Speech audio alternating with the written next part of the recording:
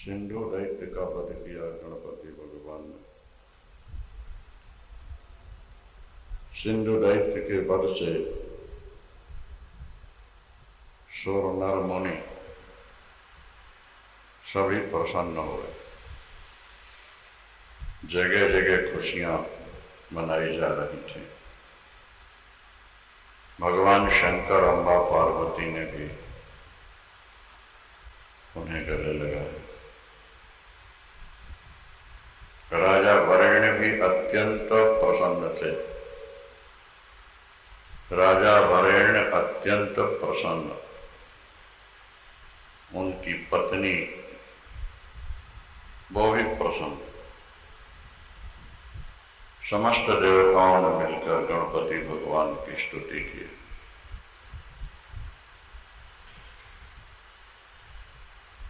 राजा चक्रपाणि ने गणेश भगवान से प्रार्थना की, मेरा पुत्र आपके द्वारा मारा गया, ये मेरा सौभाग्य है कि मेरे पुत्र को आपका दर्शन हुआ, आपके हाथों मारा गया, उसके कारण मुझे भी आपका दर्शन हुआ। आप जगत पिता परमात्मा हो, जगदीश्वर हो, आदि देव हो। आपके द्वारा ही संसार की उत्पत्ति, पालन और संहार होता है। जैसा कि पहले आपको सुनाया जा चुका है कि किसी भी पार्टी में या किसी भी सोसाइटी में किसी योग्य व्यक्ति को भी अध्यक्ष बनाया जाता है। अध्यक्ष पद चाहे जिसे नहीं दिया जाता, उसके आचार विचार, उसकी बुद्धिमत्ता, व्यवहार कुशलता, ये सब देखकर ही अध्यक्ष बनाया जाता। तो गणपति भगवान को सर्वाध्यक्ष बना दिया गया है, सबका अध्यक्ष बनाया। गणाध्यक्ष भी है और सर्वाध्यक्ष भी। गणाध्यक्ष तो शंकर के जो प्रमुख गण हैं उनके अध्यक्ष गणाध्यक्ष हो गए, और सर्वाध्यक्ष माने प्राणी मात्र के अध्यक्ष। चराचर विश्व में जितने भी देवी देवता हैं, ब्रह्मा विष्णु महेश इंद्र वरुण कुबेर, सबके अध्यक्ष गणपति। इसलिए गणाध्यक्ष और सर्वाध्यक्ष ये ध्यान रखना। और सर्वाध्यक्ष का पद सभी प्रमुख देवताओं ने ही दिया है। वहां ब्रह्मा विष्णु शंकर इंद्र वरुण कुबेर समग्र देवता एकत्र हुए, जिन्होंने उनको सर्वाध्यक्ष पद दिया। योग्यतम व्यक्ति को ही अध्यक्ष पद दिया जाता है। इससे सिद्ध है कि गणेश बहुत योग्य है। इसलिए समस्त देवताओं ने बिना किसी विरोध के सर्वानुमति से, एक भी व्यक्ति ने, एक भी देवता ने विरोध नहीं किया, सब ने इनको अध्यक्ष चुन लिया था। गणेश भगवान की समग्र देवताओं ने स्तुति की है। गणेश भगवान ने सबको आश्वासन दिया है, जब जब आप पर संकट आए आप मेरा स्मरण कीजिए। जहां जहां मेरी मूर्ति है वहां वहां मेरा प्रत्यक्ष निवास होता है। मेरी पूजा करने वाला व्यक्ति सदा निर्भय रहता है, निश्चिंत रहता है। आने वाले विघ्न दूर से भाग जाते हैं, जिसके मन में गणेश का चिंतन या उनका स्वरूप होना रहता है। इस तरह से सभी देवताओं को आश्वासन दिया और ये कहा कि आप लोग जब जब मुझे स्मरण करोगे संकट काल में, मैं आपकी रक्षा करूं। रक्षा गणपति के ऊपर निर्भर करती राजा चक्रपाणी ने कहा कि मेरी कुटिया पवित्र करें, मेरे यहाँ चले। ले गए, स्वीकार कर लिया, गए उनके यहाँ। वर मांगो, क्या चाहिए तुम्हें? उन्होंने कहा अपने चरणों की प्रेम भक्ति प्रदान कीजिए। शरीर छूटने के बाद दोबारा शरीर ग्रहण न करना पड़े, क्योंकि संसार दुखों का घर है। देखो, इस संसार में बहुत थोड़े लोग हैं जो कुछ विशेष सुखी नजर आते, बाकी गहराई से देखोगे तो आज 90% लोग ऐसे हैं जो किसी न किसी दुख से, अभाव से पीड़ित। ऊपर से ठीक ठाक नजर आ रहे हैं, लेकिन अंदर उनके भट्ठी जल रही, जिससे भट्ठा होता है ईंटों का।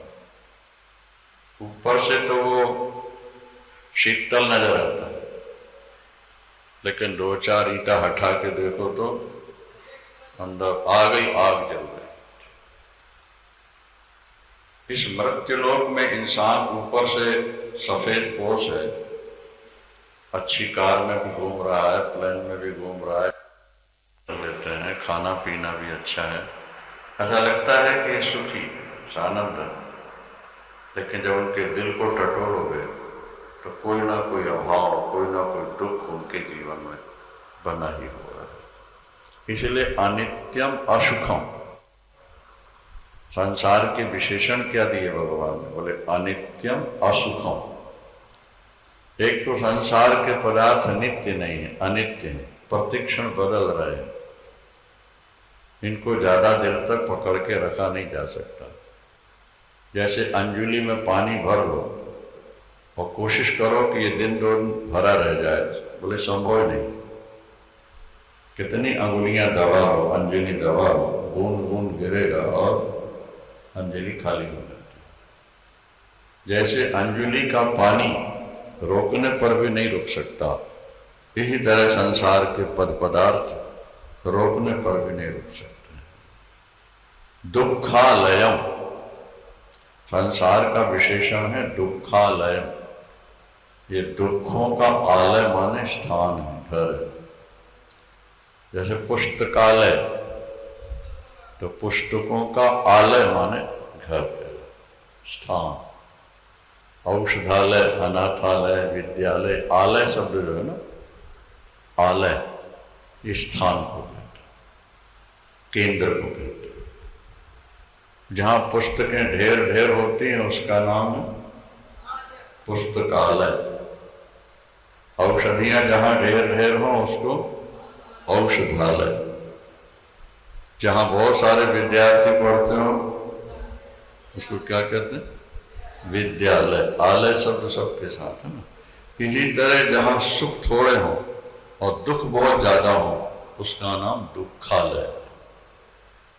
संसार का नाम सुखालय नहीं है, दुखालय। गीता में भगवान कहते हैं दुखालयम अशाश्वत, दुखालयम अशाश्वत। ये संसार दुखों का घर है और क्षण भंगुर।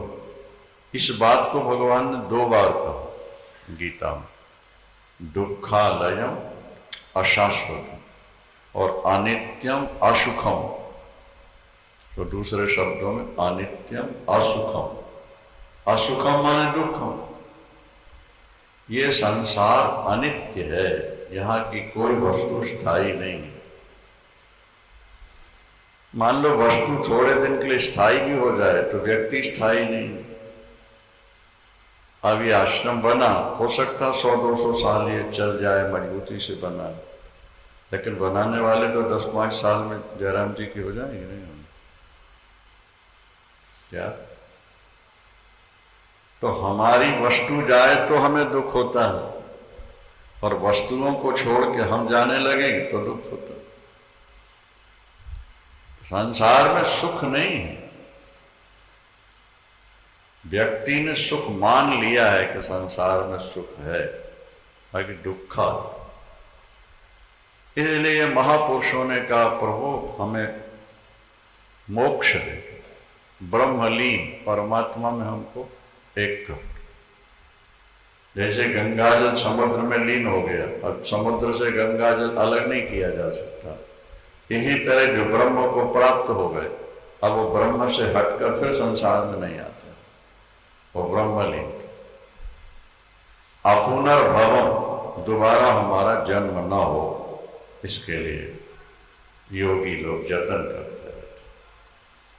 आज हमें ऐसा लगता है कि हम तो बड़े सुखी हैं, ये भगवान दोबारा जन्म दे दे, लेकिन पता नहीं अगला जन्म कैसा हो, हम कितने दुखी होकर पैदा हो। कुकर, शुकर, कीट, पतंग, पशु, पक्षी, हम क्या बनते हैं। और इंसान भी बनेंगे तो क्या गारंटी है कि अगला जन्म भी हमारा बहुत बढ़िया हो। हाँ, प्रभु कृपा करें, प्रभु के चरणाश्रित रह करके प्रार्थना। इसलिए बड़े लोगों ने यही मांगा है कि प्रभु आपके भक्तों का संग और आपकी भक्ति हमें सदा प्राप्त होती रहे, जन्म जन्म। जन्म जन्म रति राम पद यह वरदान न आम। चक्रपाणी ने भक्ति मांगी और ज्ञान का मोक्ष मांगा। वापिस आए हैं, फिर विवाह हुआ है। शिव पुराण के आधार पर विश्व रूप की 2 पुत्रियां हैं, सिद्धि और बुद्धि, और गणेश पुराण के आधार पर ब्रह्मा की 2 पुत्रियां हैं, विधाता की सिद्धि और बुद्धि। कल्प भेद है, किसी कल्प में विश्व रूप की बेटियां बनती हैं और किसी कल्प में विधाता की पुत्री बन जाती हैं, क्योंकि अनेक कल्प हुए हैं। और लीलाएं जो देवता करते हैं उसमें थोड़ा बहुत आगे पीछे तो रहते हैं। वाल्मीकि रामायण में लिखा है कि जब भगवान राम जनकपुर जा रहे थे तो केवट मिला, और तुलसीदास जी लिखते हैं कि जब राम वन जा रहे थे तब केवट मिला। अब संगति क्या बैठेगी। महर्षि वाल्मीकि कहते हैं जनकपुर जाते हुए राम को केवट मिला, और तुलसीदास जी लिखते हैं कि वन जाते हुए केवट मिला। तो बस उसमें कल्प भेद ही उसकी संगति है। किसी कल्प में, क्योंकि राम एक बार नहीं आए, करोड़ों बार आए, कृष्ण एक बार नहीं आए, करोड़ों बार आए। कलप कलप प्रति प्रभु अवतरहि, चारु चरित नाना विधि करहि, संभवामि युगे युगे। धर्म संस्थापनार्थाय संभवामि युगे युगे। भगवान स्वयं कह रहे हैं कि मैं हर युग में अवतार लेता हूं और हर कल्प में अवतार लेता हूं। तो जहां कहीं एक ही बात 2 तरह से मिले तो ऐसा समझना चाहिए कि एक कल्प में जनकपुर जाते मिल गए और दूसरे कल्प में वन में जाते हैं, संगति बैठ जाए। तो कभी विश्वरूप की बेटियों से विवाह होता है तो कभी विधाता की पुत्रियों से कल्प भेद। अच्छा, गणपति भगवान की, महाप्रभु गणेश की, महाप्रभु विनायक की, राधे कृष्ण गोविंद।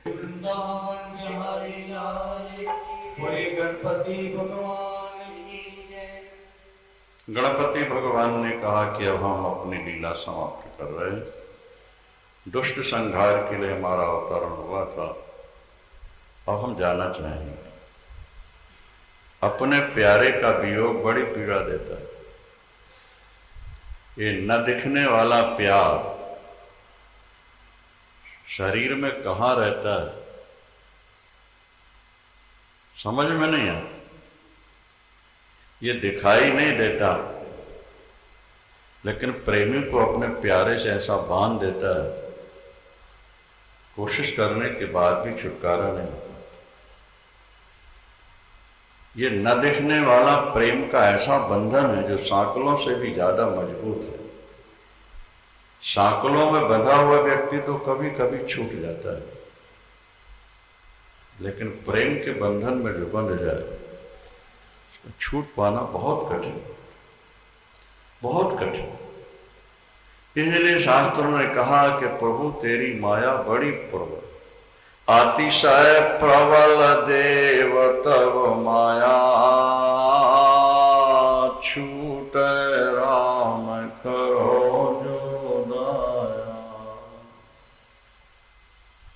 छूटई राम। हम दौड़े आए हैं घर छोड़ के यहाँ, किसी का प्रेम हमें खींच के लाया है, श्रद्धा खींच के लिए, और हम वापिस फिर लौट के जा रहे हैं, तो कोई प्रेम हमको अपनी ओर खींच रहा है, चाहे वो मकान का प्यार हो, चाहे दुकान का प्यार हो, चाहे पैसे या पुत्र का प्यार हो, कोई अंदर से हमें खींचता है, चलो चलो। हम नहीं चाहते हरिद्वार गंगा किनारा छोड़ के जाएं, लेकिन अंदर बैठा कोई कह रहा है, बोलो चलो। ये प्रेम देवता एक विलक्षण। अच्छा, ये प्रेम देवता नरक भी ले जाता है और ये प्रेम देवता वैकुंठ भी ले जाता है, दोनों बात। जब संसारी पद पदार्थों से प्यार हो जाता है तो ये प्रेम हमें सीधे नरक ले जाता है, और यही प्यार जब संसार से मुड़ के प्रभु से जुड़ जाता है तो सीधे वैकुंठ भी ले जाता है। प्रार्थना करो कि हमारे जीवन का प्यार प्रभु से जुड़ जाए, अपने इष्ट से जुड़ जाए। इसलिए वर मांगते हैं लोग, बार बार बार बार वर मांगी हो, हर्ष देव श्री रंग पद सरोज अनपायनी, और भगति सदा। भगति प्रेम कोई भक्ति कहते हैं, भक्ति का दूसरा नाम प्रेम। पर ऐसा प्यार दे दे प्रभु कि जैसे संसार के प्यार में हम खिंचे चले आते हैं, दौड़े चले जा रहे हैं, इसी तरह तेरे प्यार में हो, तेरी ओर दौड़ते हो। तू इतना प्यार हमें दे दे कि हम तेरे प्यार में पागल हो जाएं। जैसे संसार के प्यार से हम तुझे भूले बैठे हैं, परमात्मा कृपा कर हमारी झोली में तू अपने प्रेम की ऐसी भिक्षा डाल दे कि जैसे संसार से प्यार करके हम तुझे भूल गए, इसी तरह तेरे प्यार में हम संसार को सदा के लिए भूल जाएं, ऐसी कृपा कर। और तेरा क्या बिगड़ेगा प्रभु, और हमारा जीवन बन जाएगा। संत बार बार कहते हैं, प्रभु आप हम पर कृपा करेंगे तो आपका कुछ बिगड़ेगा नहीं, लेकिन आपकी कृपा से हमारे करोड़ों जन्मों की भूल सुधर जाए। इसलिए दयालु दे दो, दे दो। और जब तुम बार बार आर्त होकर दुखी होकर मांगोगे तो कभी न कभी वो तुम्हारी झोली में अपना प्यार जरूर डाल दो। क्या देर हो सकती है पर अंधेर नहीं। मांगते हो, हृदय से मांगो। संसार का प्यार तो देख लिया, संसार का स्वाद तो देख लिया, अब तो झूठी वस्तु को खाना है। कोई नई वस्तु क्या मिलती है? क्या जान, चाय पी रहे हो तो नई है पुरानी है? दाल चावल सब्जी रोटी मिठाई फल फ्रूट पत्नी पति सब पुराने तो हैं, झूठे तो हैं, कोई नया क्या है? अब तो तू अपना प्यार दे, नया प्यार। तेरे प्यार में हम पागल हो, भूल जाएं जगत। आखिर तो जगत को छोड़ना ही है। तू इतना प्यार दे दे कि जीते जी जगत छूट जाए, जगत का चिंतन ही ना होने। और जिस दिन जगत का चिंतन छूट जाएगा उसी दिन आप प्रभु के प्यार में मग्न हो जाओ, मस्त हो जाओ। आपका मन बिना प्यार किए रह नहीं सकता। जब तक इसे संसार का प्यार मिला है तब तक ये प्रभु को भूला हुआ। जिस दिन संसार से प्यार हटा, वैराग हुआ, संसार के राग के साथ जहां वही शब्द लग गया ना, वैराग, तो मन एकदम भगवान को पकड़ लेता। हम कहा करते हैं कि एक लंगड़ा व्यक्ति जो लाठी के सहारे चल रहा है, नहीं? आप एकदम उसकी लाठी छीन लो तो किसी व्यक्ति को पकड़ेगा या दीवार को पकड़ेगा, जो वस्तु सामने देखे उसी को पकड़ लेगा। जब तक बैसाखी है, उसके हाथ में लाठी है, तब तक वो दूसरी वस्तु नहीं पकड़ता।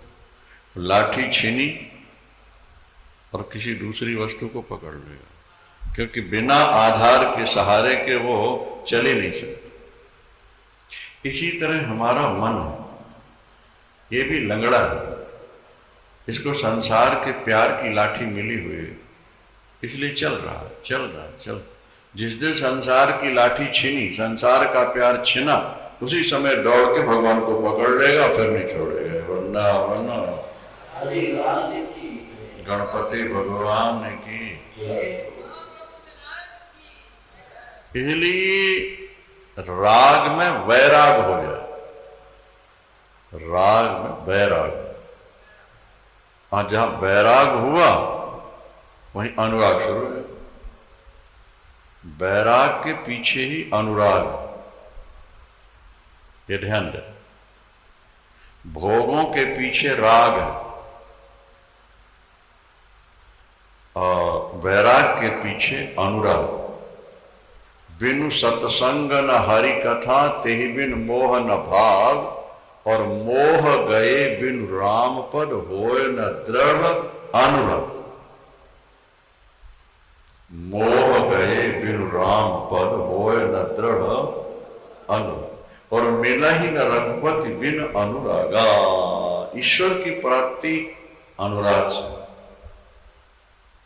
अनुराग जागेगा वैराग से, और वैराग जागता है बोध से, विवेक से, और विवेक जागेगा निर्मल बुद्धि से, और निर्मल बुद्धि होती है सत्कर्म करने से। दुष्कर्मों से बचें, सत्कर्म हम करते रहें, तो धीरे धीरे धीरे धीरे बुद्धि निर्मल होती है।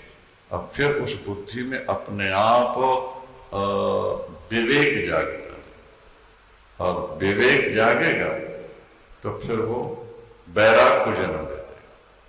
विवेक का मतलब है सत और असत को समझ लें,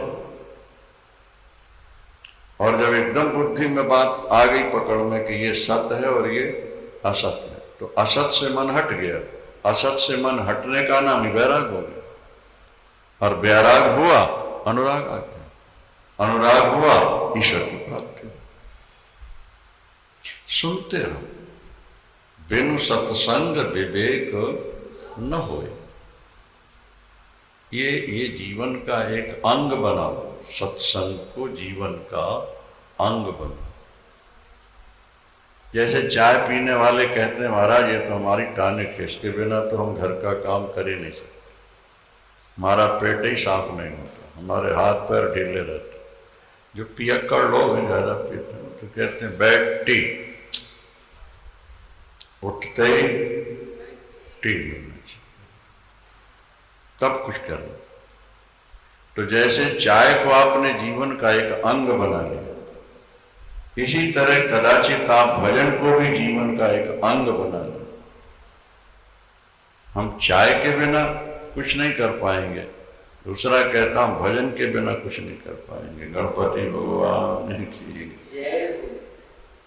हम भजन के बिना कुछ कर नहीं।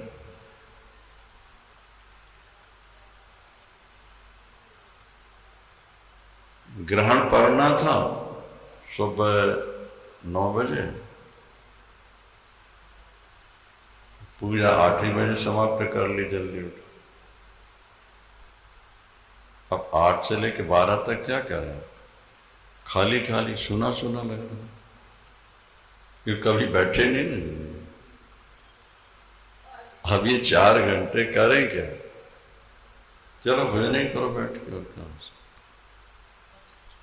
अभिप्राय यह है कि जीवन को ऐसे सांचे में ढाल दो, संसार से हट जाओ। वृंदावन गंगा मैया की। संसार का प्यार छूट गया। जब मयूरेश ने कहा कि अब मैं अपनी लीला समाप्त करूंगा, सब रो पड़े, बहुत रोए। कश्यप अदिति रोए, राजा वरेण्य रोए, चक्रपाणी रोए, जितने साथी खेलने वाले थे सब रोए। उन्होंने कहा कि आपके बिना हम क्या करें, और हमारा समग्र जीवन तो आपके चरणों में समर्पित हो चुका था। हम तो सबको भूल चुके थे। हमारे मन मंदिर में केवल आपकी ही झांकी थी, आपके बिना हम क्या। मयूरेश ने कहा कि हमको तो लीला समाप्त करनी करनी है, और आप लोग रोते रहोगे, कुछ बनेगा नहीं। ज्यादा अच्छा है कि आप हमारा मंदिर बनवाओ, मूर्ति रखो, और उसी में हमको देखो, अपने हृदय में देखो और मंदिर में मूर्ति में देखो। अगर भाव से देखोगे तो हर मूर्ति में मैं तुम्हें नजर आऊंगा, हर हृदय में मेरा निवास है। अंतर्मुख हो जाओगे तो हृदय में मेरा साक्षात्कार हो जाएगा। वहां राजा काशी नरेश जब भगवान को भेजकर वापस गए थे, वहां भी यही हुआ। जब काशी नरेश वापस भेजकर गए कश्यप जी के यहाँ उनको, महाराज काशी के बच्चे सब आबाल वृद्ध बन दौड़ पड़े थे, आप महोत्कट को कहाँ छोड़ा, हम महोत्कट के बिना कैसे जीवित रहें। जैसे भगवान कृष्ण को मथुरा छोड़ के नंद बाबा गए तो सारे ब्रजवासी, सारे वृंदावनवासी कैसे रोए थे, कैसे था। शास्त्र कहते हैं कि दुष्ट से संत ज्यादा खतरनाक हो। देखा तुलसीदास जी की अपनी कलम, वो कहते हैं दुष्टों से संत ज्यादा दुख देते हैं। कैसे? बोले दुष्ट तो मिलते ही दुख देता है, और संत जब बिछोड़ने लगते हैं तो प्राण लेवा हो जाते हैं, उनका वियोग सहन नहीं होता। वंदो संत असजन चरणा, क दुख प्रद उभय बीच कछु वर्णा। ये मिलत एक दुख दारुण देही, और बिछुरत एक प्राण हरने। बिछुरत एक दुष्ट मिलते दुख देता है, प्राण प्यारा जब बिछोड़ने लगता है तो ऐसा लगता है जैसे प्राणों को खींच के ले जा रहा है। और तब प्रेमी कहता है कि प्रभु मुझे अपने प्रियतम के पास भेज दे, ये शरीर मेरा छोड़ा दे, ताकि मैं सदा उनके पास पहुंचूं। लेकिन एक बात ध्यान रखना कि संसार के लिए रोने के बजाय अगर आप गुरु संत और भगवान के लिए रोते रहते हो, आपका हृदय शुद्ध हो जाए, आपका भविष्य बन जाए। प्यार किए बिना तो हम और आप रह ही नहीं सकते। प्यार करना तो जीव का स्वभाव है। जैसा अभी हमने बताया कि लंगड़े की लाठी छूटेगी तो कोई ना कोई सहारा लेगा। मन को सहारा चाहिए, मन को प्यार चाहिए। अब प्यार दो है, एक संसार का और दूसरे भगवान का। संसार का प्यार नरक का रास्ता है और ईश्वर का प्यार ये वैकुंठ का रास्ता है। संसार का प्यार सब के पास है, सभी लोग संसार से प्यार कर रहे हैं, संसार के लिए रो रहे हैं, दौड़ रहे हैं। अब भाग्यशाली वो है जो ईश्वर से प्यार कर लेते हैं। ईश्वर से प्यार वही करते हैं जिनकी बुद्धि बिल्कुल निर्मल हो जाती है। और बुद्धि निर्मल कैसे हो? गंगा स्नान करो, एकादशी व्रत करो, विष्णु सहस्रनाम, ललिता सहस्रनाम, गणेश सहस्रनाम, इनका पाठ करो, सुंदर कांड का पाठ करो, रामायण करो। वृंदावन होते प्यार में मोटापा और बुढ़ापा बाधक नहीं हुआ करता है। प्यार में ना मोटापा बाधक होता है ना।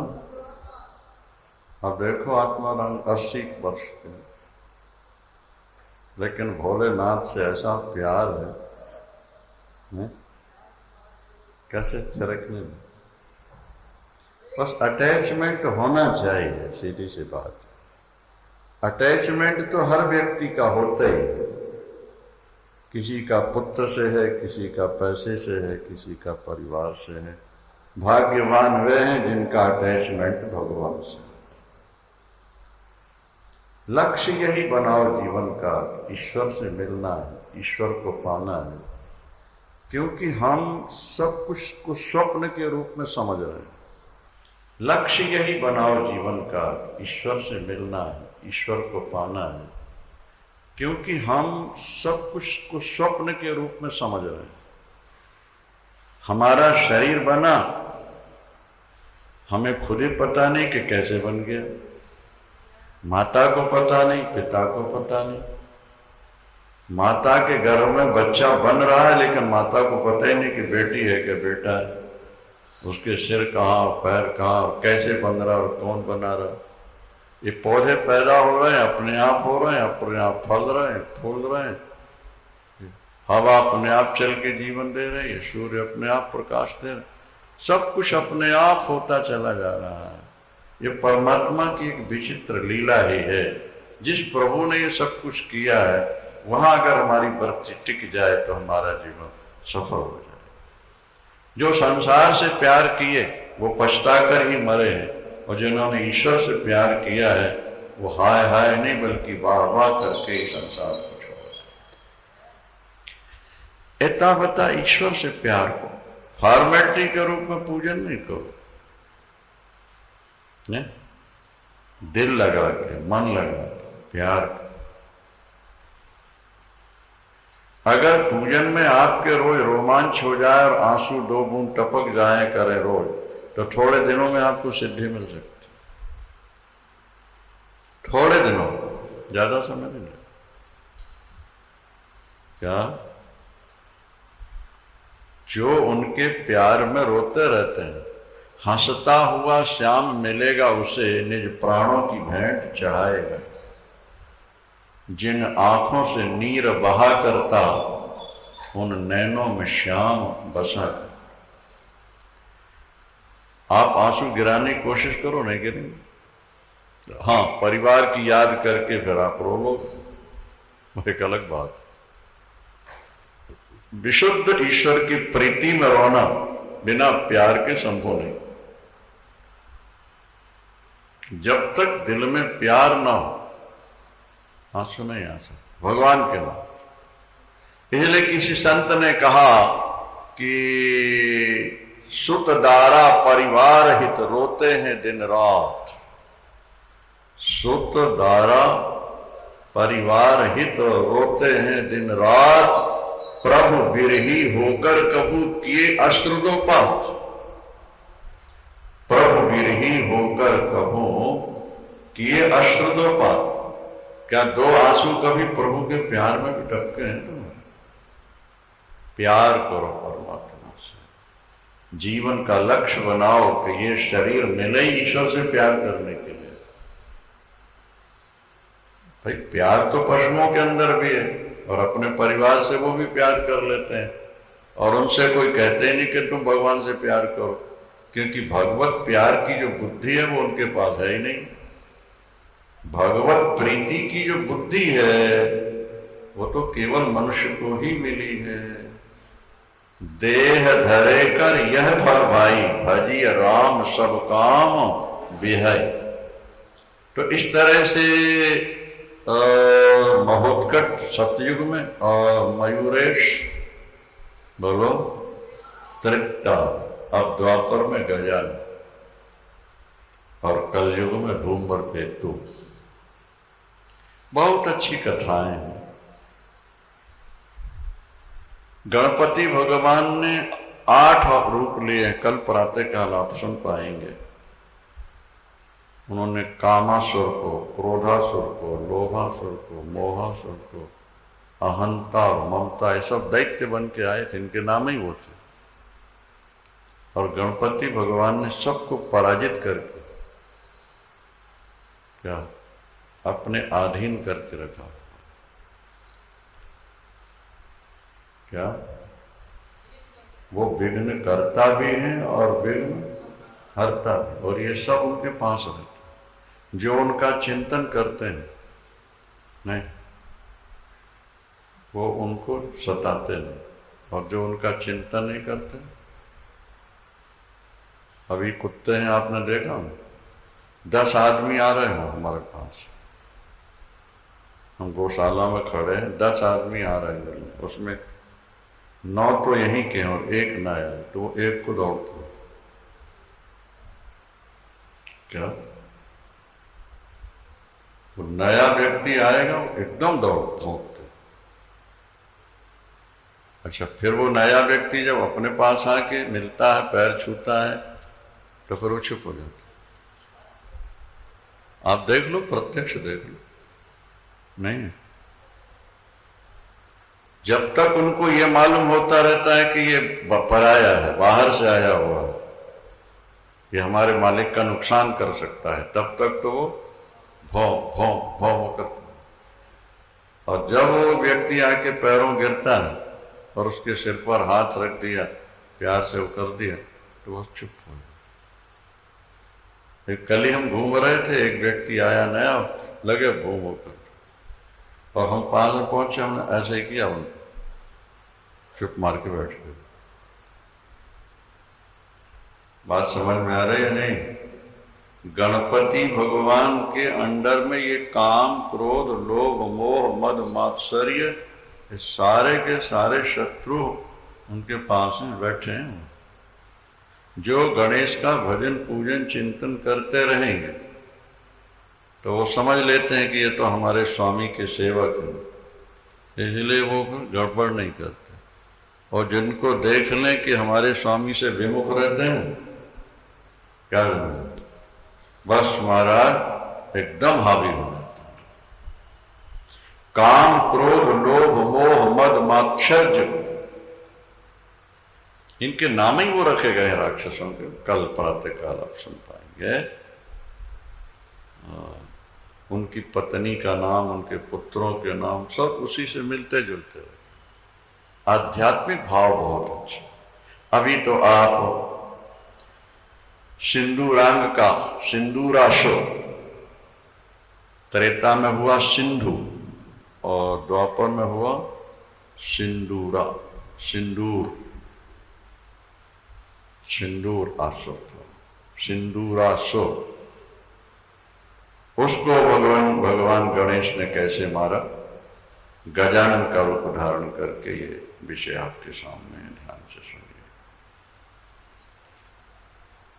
एक बार भगवान शंकर, द्वापर युग की बात है, एक बार भगवान शंकर भ्रमण करते करते ब्रह्मलोक पहुंचे।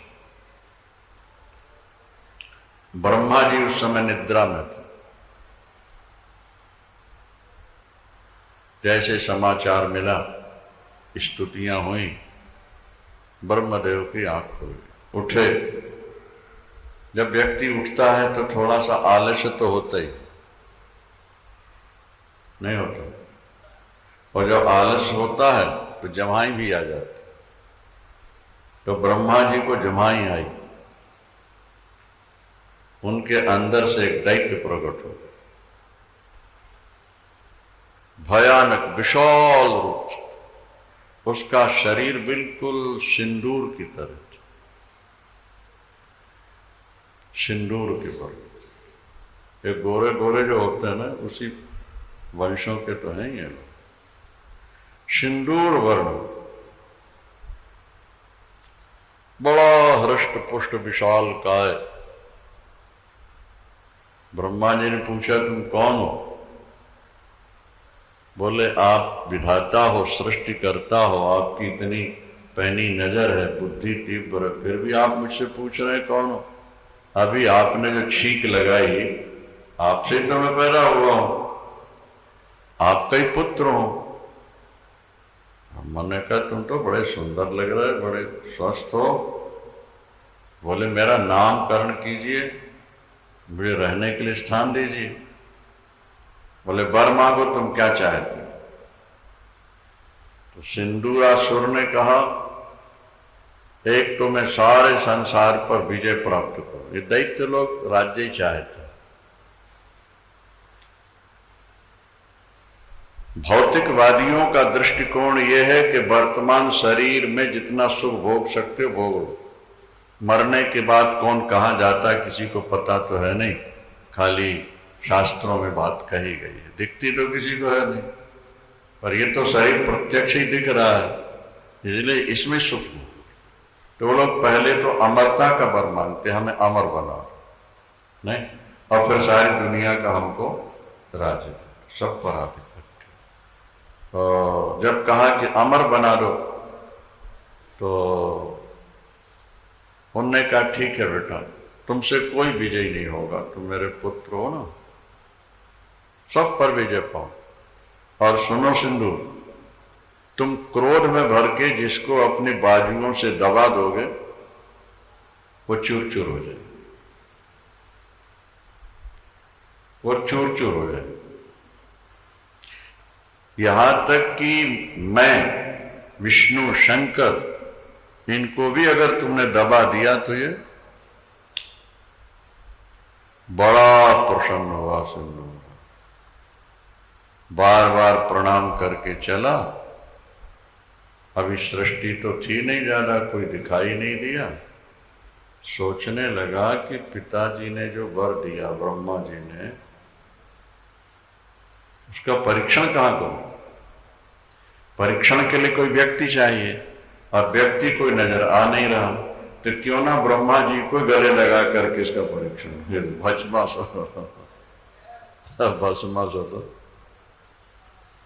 भस्मासुर की कथा तो आपने सुनी है पहले कई बार। भस्मासुर का पहला नाम था बृकासुर, ब्रिक्ट, और 7 दिन में उसने भगवान शंकर को प्रसन्न करके दर्शन पाया था। और यही बल था कि जिसके सिर पर हाथ रख दो, तो उसने देखा कि पार्वती बड़ी सुंदरी है, इन्हीं के सिर पर हाथ रख दो, पार्वती की। दैत्य स्वभाव कुछ ऐसे। पंजाबी में एक कहावत है कि जिसने अपने बाजू का सहारा देके गड्ढे से निकाला या खड़ा किया, नालायक ने उसकी बाजू काट दी। दुष्ट लोग जो होते हैं ना, जिसके सहारे बढ़ते हैं, उसी को मिटाने का प्रयास। ये प्रकृति होती है। आप किसी पर दया करो, उनको सहारा दो, और जब वो समर्थ होते हैं तो आप ही की आलोचना करना शुरू कर देते हैं, आपकी निंदा करना शुरू। संत प्रकृति वो है कि जिन्होंने हमारे साथ उपकार किया, उनका बुरा तो कभी सोचे नहीं, उनके बारे कुछ गलत तो कह नहीं। जो हमारे अपने नहीं है, उनके बारे में भी गंदा नहीं सोचते। संत सरल चित जगत हित। संत का विशेषण क्या है? संत सरल चित और जगत हित। इस जगत का हित करते हैं और सरल। एक किसी की निंदा हो, किसी की आलोचना हो, किसी की अपकीर्ति हो, ऐसी कोई बात किसी से कहते हैं, करते हैं। महाराज थोड़ी दूर गया था और फिर वापिस लौटा। कौन? सिंदूर। ब्रह्मा जी ने देखा कि वापिस आ रहा है, बोले बेटा तुम तो जा रहे थे, कैसे लौटा?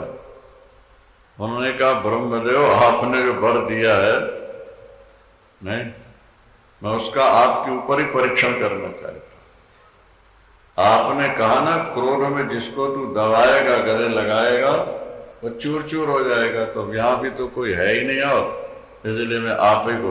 अरे ब्रह्मा तो उठ के भाग गया, सिंहासन से उठ के भागे, और वो पीछे पीछे जा रहा, ओ भागते जा रहा, भागते जा, पसीने से लथपथ हो गए, पैर थक गए, लेकिन देखा पीछे आ ही रहा है, मार डालेगा, ओ भागते जा रहे। बूढ़े बाबा हांफते उठते, ब्रह्मा जी जा नारायण के पास पहुंचे। नारायण, आओ आओ ब्रह्मदेव पधारो। फिर ये पसीने से लथपथ कैसे हो? ये आपकी सांस कैसे बढ़ रही? क्या हो गया आपको? बोले भगवान क्या बताऊं, बताने में संकोच हो रहा है। बताओ तो कारण क्या है? बोले वो ऐसा पैदा हुआ, मैंने ये वर दिया और मुझे को खत्म करने को आ रहा। तो नारायण हंसे, बिना सोचे विचारे जो काम किए जाते हैं उसका परिणाम यही होता है जो होगा। किसी भी कार्य से पहले सोचो, विचार करो। नहीं, जेल में अपनी कथा हुई तो एक आधा घंटे बोलना था, तो वहां देखा लोगों को 14 साल की सजा होता बैठे, महिलाएं देखी आजन्म कैदी। तो हमने कहा देखो, 5 मिनट के क्रोध को आप नहीं रोक सकते। किसी ने आपको कुछ कहा, आपको क्रोध आ गया, आपने उसको मार दिया। नहीं, अब 14 साल तक आपको ठोकरें खानी पड़ रही है, पराधीन रहना पड़ रहा है। और उस समय अगर आप अपने क्रोध को रोक लेते, नहीं आ रही बात, 14 वर्षों तक आपको परतंत्र नहीं रहना। एक व्यक्ति ने 5 लाख रुपया किसी से ले लिया, नहीं दिया, वो देने वाले ने उसको मरवा दिया, और मरवाया तो पकड़े गए, और पकड़े गए तो 14 साल की सजा हुई, और 10 लाख रुपया केस में लगे। 5 लाख के बजाय कितने लगे? 10 लाख तो केस में लगे। 14 साल की सजा अलग हुई, और 14 वर्ष में जितना कमाते वो भी 10-25 लाख 50 तो कमा ही लेता। वो भी गया परिवार में। जरा से क्रोध ने, हम जरा सी हानि को नहीं सह सके, उससे हमको कितना बड़ा कष्ट। इसलिए जो भी करो सोच विचार, अगर थोड़ा नुकसान भी होता है तब भी धैर्य धारण करो, विवेक से काम लो। आवेश में आकर कोई ऐसा कदम ना उठा लो कि आपको काफी समय तक पछताना पड़े। वृंदावन गणपति भगवान की। इसलिए शास्त्र कहते हैं काम, क्रोध और लोभ के वेग को रोको। अगर वेग रोक लोगे तो जीवन तुम्हारा मधुर बन जाए, और नहीं रोक पाए तो कहीं न कहीं गड्ढे में गिर जाओ। नारायण ने कहा ब्रह्मदेव बिना सोचे विचारे इस प्रकार के वर नहीं देना चाहिए। ब्रह्मदेव ने कहा प्रभु गलती हो गई, लेकिन बचाओ तो मुझको इससे। तब तक वो पास में आ गए। तो नारायण ने कहा भाई सुंदूर जी सुनो, क्या हाल है, कैसे तकलीफ की? बोले इन्होंने वर दिया है, मैंने सोचा परीक्षण कर लूं। नारायण ने कहा अरे ये बूढ़े व्यक्ति बेचारे, सृष्टि कार्य इनको मैंने दे रखा है, ये आपसे लड़ कैसे सके? लड़ना उससे चाहिए जो बराबर का, तो कुछ शक्ति का पता भी लगे। अब बूढ़े को मार के आप क्या लाभ उठाओगे? तो सिंदूर ने कहा ठीक है, फिर इनको छोड़ देता हूं, आप ही लड़ लो मुझसे। गणपति भगवान ये बूढ़े हैं, आप तो जवान हो ना, आप ही आ जाओ, जरा गले लगाएं आपको, उन्हें लड़ने को तैयार हो जाओ। भगवान ने कहा देखो भाई, मैं तो पालन कार्य में व्यस्त हूं, पालन करने में लगा रहता हूं, मैं तो सबका हित सोचता हूं। अब तुम मुझे गले लगा के मार दोगे तो फिर इतने जीव कितने कष्ट भोगेंगे सारे। इसलिए ऐसा करो, मारने मरवाने वाली बात तो शंकर के पास है, अगर लड़ना ही है तो भोले बाबा के पास। बोलो शंकर भगवान की। ठीक है ठीक है, चल पड़ा, मूड तो है बुद्धि। जा पहुंचे शंकर के पास। कौन? बोलो। जब जवाब नहीं देते हो तो हमें लगता है कुछ और सोच रहे हो। गणपति भगवान की। और नहीं तो जैसे पूछे कौन, फट से बोलना चाहिए ना। तो सिंदूर कहां पहुंच गया? भगवान शंकर। जब कैलाश पहुंचा महाराज, देखा त्रिलोचन, कर्पूर गौर, करुणावतार, सिर से भागीरथी गंगा का प्रवाहन, चंद्र त्रिनेत्र, मस्तक पर चंदन कपूर की तरह, आकर्ण दीर्घ नयन, विशाल भाल, जटा गले में विभिन्न प्रकार के सर्पों की माल, मुंड माल, बाघंबर धारी बैठ, सोचता है कि ये भजन में लगा हुआ है, इसको क्या मालूम। भाई इसकी तरफ हम बढ़ेंगे तो ये तो कुछ कहेगा नहीं क्योंकि ध्यान में डूबा हुआ है, चलो इसको छोड़ दे। पर हाँ, इसके बगल में जो बैठी है बड़ी सुंदरी है। कौन? पार्वती। ये भी मिल जाए तो अपना काम हल हो जाए। कोई आगे बढ़ा पार्वती अम्बा की। अच्छा, वहां नंदी, भृंगी, वीरभद्र, भूतराज ये सब सुरक्षा में थे, बॉडीगार्ड, कमांडो चारों तरफ। और वो बढ़ा पार्वती अम्बा। पार्वती अम्बा एकदम कांप गई, चीख मारी उन्होंने, भागने की कोशिश की। उसने पीछे से दौड़ के चोटी पकड़। किसकी? पार्वती चोटी। नंदी भृंगी को बड़ा अभिमान था, भूतराज ये तो बड़े बलवान गण है ना शंकर, लेकिन उसके सामने किसी का जोर नहीं। उसने पार्वती अम्बा को उठाया और ले चला। अच्छा, भोलेनाथ ध्यान में थे। अब मां चीखती जा रही, जैसे रावण के द्वारा ले जाई जा रही जानकी। हा जग दे कबीर रघुराया, ही अपराध विशार उदाया। हा लक्ष्मण तुम्हार नहीं दोषा, सो फल पाया कीन्य रोषा।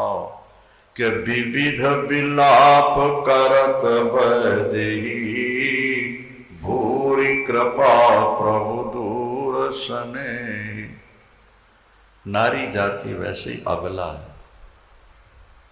नारी जाति जब संकट में आती है तो छोटे बच्चे जैसे ठोकर खा के चीखने लगते हैं, अबला भी एकदम विलाप करती है, हे भोलेनाथ बचाओ, हे नाथ बचाओ।